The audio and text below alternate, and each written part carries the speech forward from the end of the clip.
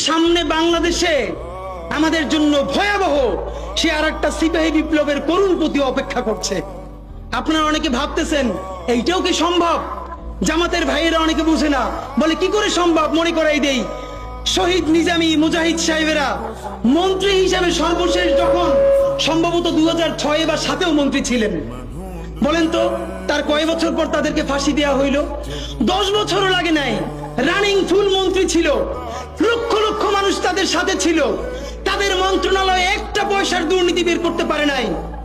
10 বছরের মধ্যে মন্ত্রিত্বের পর তাদেরকে ফাঁসি দেওয়া শুধু হয় নাই, তাদের সন্তানরা তাদের জানাজাটা পর্যন্ত পড়তে পারে নাই।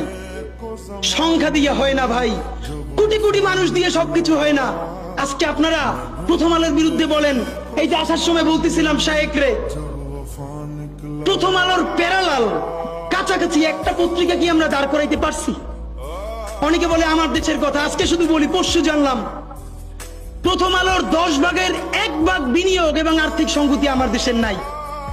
5 কোটি টাকা হইলে আমার দেশে একটা নতুন প্রেস কিনতে পারে, তাইলে পত্রিকাটা ঠিক মতো ছাপাইতে পারে, ভাড়া লাগে না, সেই টাকাটাও তাদের নাই। ভাই, ভালোবাসা দিয়া পয়সার কাজ হয় না।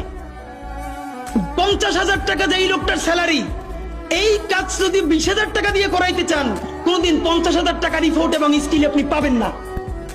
ওই 50,000 টাকাই লাগবে। মানুষ মাগনা কাটে 3 দিন, একজনকে দাওয়াত খাওয়ায় 2 দিন 3 দিন, তারপরে আর চলে না। আমাদের আর্থিক যোগ্যতা অর্জন করতে হবে। আমাদের অনেকগুলো প্রতিষ্ঠান লাগবে, একটা প্রতিষ্ঠান না। আমাদের ভাইদের সমস্যা কি জানেন? সে আজকে যদি হাটাজারি মাদ্রাসা দিয়ে কেউ একটা পত্রিকা বার করে, সেই পত্রিকাটাও সে জাতীয় মূলধারা বানাবে না, দেবে দৈনিক হাটাজারি সে বানাবে। মানে কোনো না কোনো ঘুরে ফিরা তার চিন্তায়, মননে, মগজে প্রথমে হয়তো হাটাজারি, সর্বোচ্চ বড় হইলে হেফাজত, এরপরে সর্বোচ্চ বড় হইলে বাংলাদেশের শুধু মুসলমান। ভাইরা, এই মুসলমানের বাইরের যে জনগোষ্ঠী, সেটা কি আপনার না? আপনি ভাবেন এই দেশের আপনি প্রধানমন্ত্রী, তারপরে ভাবেন আপনার জনগোষ্ঠী কারা, আপনি সেরকম চিন্তা করেন। সুতরাং আমি কথায় অনেক ভুল ভ্রান্তি বলতে পারি, কিন্তু বিশ্বাস করেন আমার কলিজা চিল্লেও আপনারা শুধু যেটা পাবেন সেটা হইল আমি চক্ষু বন্ধ করে দেখতে পাই। আমরা যদি যোগ্যতা নিয়ে 5-10 বছরের মধ্যে দাঁড়াইতে না পারি, এই ভিডিও, এই ছবি, এই শহীদ পরিবার, এই আহত, এদের জীবন তো শেষ।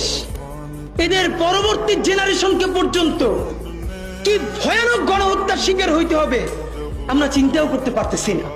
সুতরাং বাংলাদেশের স্বাধীনতার সার্বভৌমত্ব, বাংলাদেশের ইসলাম এবং মুসলমানকে বাঁচাইতে হইলে আমাদেরকে তুমুল যোগ্যতা অর্জন করতে হবে।